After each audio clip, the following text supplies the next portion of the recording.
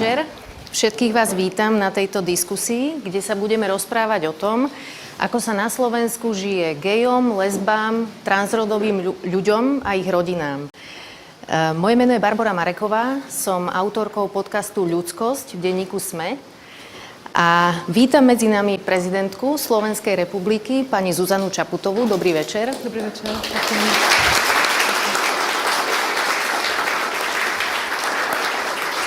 A veľmi sa teším, že tu môžem privítať rodičov dúhových detí, konkrétne pani Zlaticu Márovú, pani Elenu Martinčokovú, pani Paulínu Fichtu Čiernu, Dagmar Hornú a pána Valdemara Švábenského. Dobrý večer. Transrodoví ľudia. Táto téma sa veľmi dotýka rodiny ako takej, pretože sa dotýka vlastne aj toho, Spolu žiť a vytvárajú rodinu, naplňať. Pani Márová, vy ste spolu s pani Martinčokovou rozbehli iniciatívu rodičov, starých rodičov a priateľov LGBT ľudí. Čo bolo takým spúšťačom tejto vašej iniciatívy? Nech sa páči.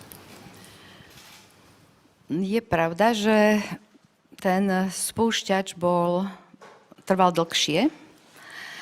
A keďže máme v rodine dcéru, ktorá má manželku a má dieťa, a keď sme sa my po rokoch vrátili na Slovensko, dlho sme žili v zahraničí, začala som pozorovať spoločnosť, v akom je štádiu príjmania. A nebolo to jednoduché, neboli sme vôbec nejakí hrdinovia. Hej. Prešli sme si určitým procesom, možno, že budeme potom aj hovoriť o tom, akým. Pani Martinčoková, teraz sa spýtam vás. Váš syn Dušan je gej, má manžela Michala. Ako sa vidívate na ich vzťah? Je to úžasný vzťah. Tak už prestanem. Je to veľmi pekné. Už nebudem. Pokojne pokračujte. Ale ja sa som. vás ešte spýtam, keby ste s dnešnými vedomosťami a skúsenosťami mohli niečo odkázať svojmu mladšiemu ja, tomu, čo sa ešte bálo. Čo by to bolo? Čo by som odkázala? Nemyslí na zlé veci, neočakávaj zlé. Hlavne, kde je dostatok lásky a pochopenia, tam sa všetko vyrieši. A našťastie v našej rodine to tak bolo. Pani Fichta Čierna, spýtam sa vás, na vášho syna Johana. Aké to bolo pre vás, keď vám povedal o svojej identite?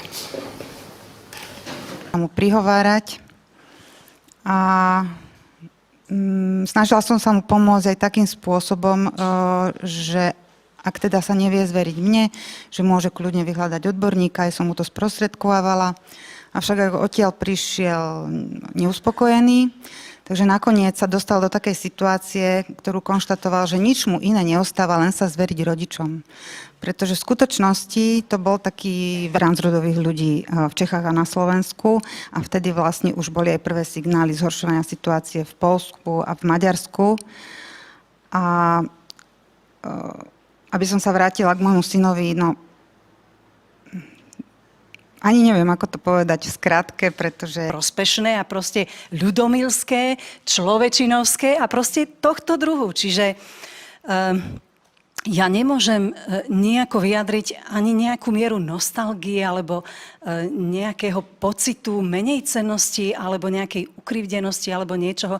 Samozrejme, veľmi Ďakujem. tak to vnímam. Pán Švábenský, váš syn Gabriel už žiaľ nie je medzi nami, čo mi je nesmierne ľúto. Počas života mal ale to šťastie, že sa narodil do Že prečo to môže dopadnúť aj takto, ako to dopadlo s Gabrielom. Tak tých je niekoľko. A ešte sa aj odohrávajú na rôznych úrovniach. Jednou z nich je vlastne taká. A toto sa ešte deje v takých dvoch rovinách.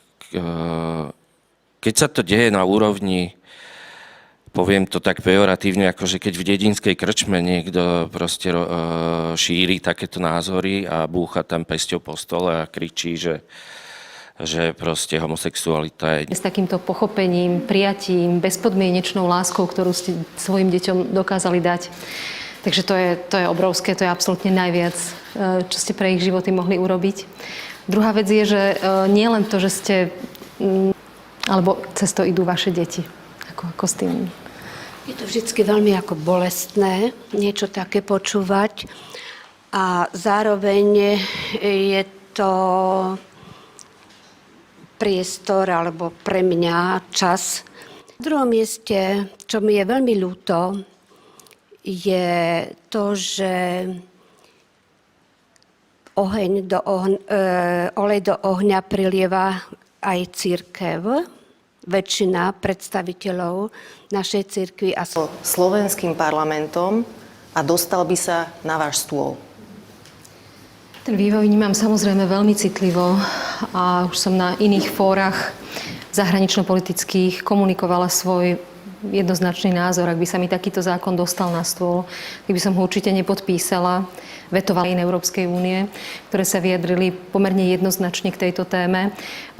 Rešpektujem v Európskej rade, nás reprezentuje exekutíva, takže chápem, že toto je stanovisko vlády. V prípade, ak by sa ten názor tvoril na prezidentskej úrovni, moje stanovisko by bolo také isté, ako bolo stanovisko väčšiny európskych krajín.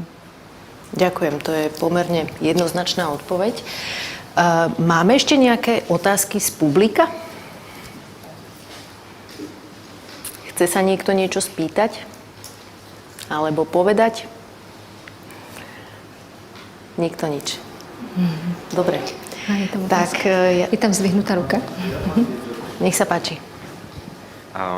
Ja chcem veľmi poďakovať, že sme sa tu dneska stretli a najväčšie vrúcne díky pani prezidentke, že sa vyjadrila s podporou nám všetkých. Ja som ten syn Johan. Tak to boli pekné slova na záver. Ďakujem pekne. Ďakujem, že ste si dnes, pani prezidentka, našli čas. Ďakujem aj všetkým rodičom dúhových detí. Prajeme vám všetko dobré. A ďakujem aj milému publiku a prajem vám príjemný večer.